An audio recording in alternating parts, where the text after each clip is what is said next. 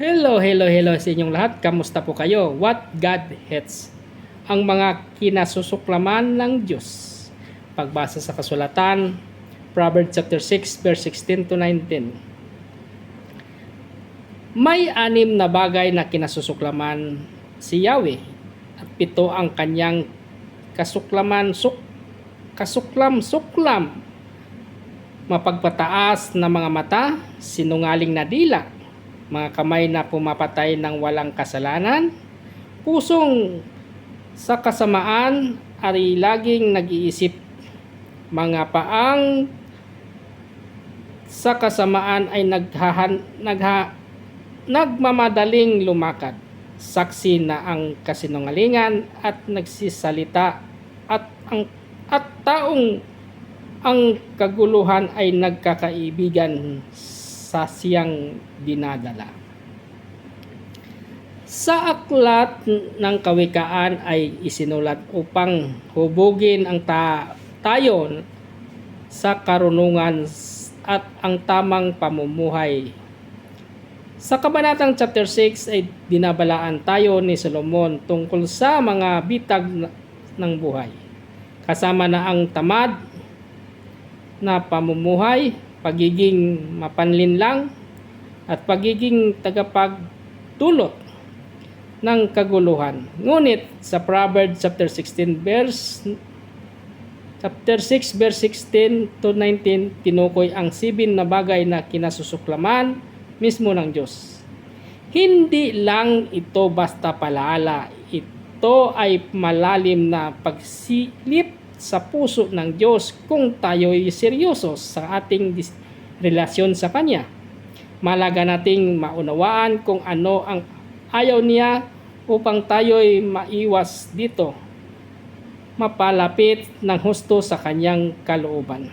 Ito ang mga bagay na hindi lang basta mali, kundi kasuklam-suklam sa paningin ng Diyos. Kaya bilang mga anak niya, dapat tayo'y maging sensitibo sa mga ito at pag-aralan kung paano mamuhay ng may kabanalan.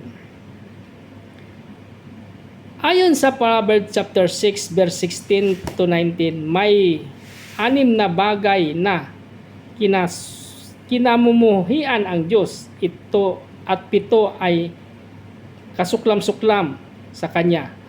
Ang ibig sabihin ng detestable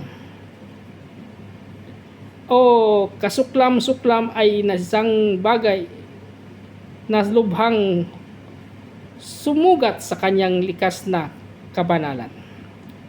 Ang 7 ito ay: una, mapagmataas na mga mata. Pangalawa, sinungaling na dila. Pangatlo, mga kamay na pumapatay ng walang kasalanan. Pang-apat, pusong sa kasamaan at nag-iisip. Pang-5, mga paang nagmamadali sa kasamaan. Pang-7, saksi sa pagsisinungaling. Pang-7, taong naghasik ng kaguluhan.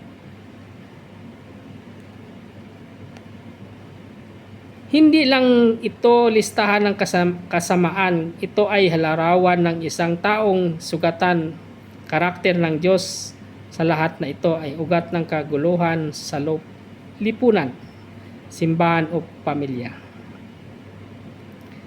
James chapter 6 verse 16, James chapter 3 verse 16, for where you have envy and selfish ambition, with there you find this disorder and very evil practice. Sa Tagalog, saan man may inggit at pag-iimbot, naroon din ang kaguluhan ng lahat ng uri ng masamang gawain. Ayan. Salamat sa Diyos sa mga Kanyang salita at ingat po lagi. At ugaliin nating laging manalangin araw-araw sa Kanya. God bless us all. Ingat po lagi.